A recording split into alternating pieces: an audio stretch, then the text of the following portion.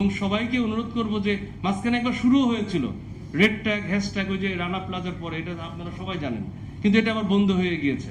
তাই এখন আমাদের সময় আসছে যে আমাদেরকেই বলতে হবে যে আপনার বিল্ডিংটা তো আসলে অনেক পুরাতন, অথবা ভেঙে আমার বিল্ডিং এর পরে পড়বে, আপনি কি ব্যবস্থা নিয়েছেন, এটা কি আমরা যাই জিজ্ঞেস করছি? সুতরাং কমিউনিটি পর্যায়ে আমাদের অ্যাওয়ারনেসটা বাড়াতেই হবে, কোনো সন্দেহ নেই।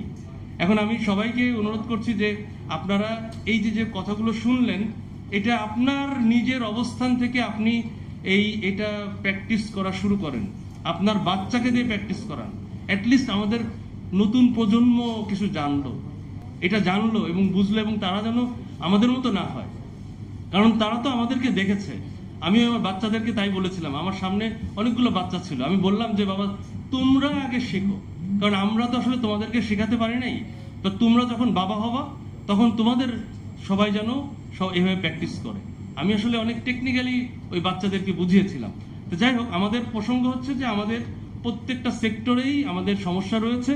আমাদের সামাজিক যে অবক্ষয়, এটা তো ভুলে গেলে চলবে না, এটা তো আছেই, কিন্তু এই সমাজের অবক্ষয়টাকেই কাছে নিয়ে আমি বলছি যে আমাদেরকে চেষ্টা করতে হবে প্রত্যেকটা জায়গা থেকে। যেমন আমরা নিজ জায়গা থেকে চেষ্টা করব, কিভাবে নিজ জায়গা থেকে চেষ্টা করব, এটা কিন্তু আজকে আলোচনা করলাম, আপনার যে করণীয় সেই ইস্যুগুলো বললাম। আমি মিডিয়া এবং সকল প্রিন্ট, ইলেকট্রনিক এবং সোশ্যাল মিডিয়ার ভাইদেরকে একটা অনুরোধ করব যে আপনারা কিছু কিছু জায়গায় মানে চেষ্টা করবেন আমাদের ভিডিও অথবা আমাদের লিফলেট এটা ফ্রি অফ কস্ট, এটা যেন মানে আপনার ব্রডকাস্ট হয়। ফ্রি অফ কস্ট করলে সাধারণ মানুষজন দেখতে পাবে, ওই বিটিভি যেন ওই আপনার প্রত্যন্ত অঞ্চলের গ্রামের ওই মানুষটা যেন জানতে পারে যে এই ভূমিকম্প হলে কি কি করতে হবে আমাকে। আসলে আমরা অনেক ক্ষেত্রে এগুলো পৌঁছাতে পারি না মানুষের কাছে।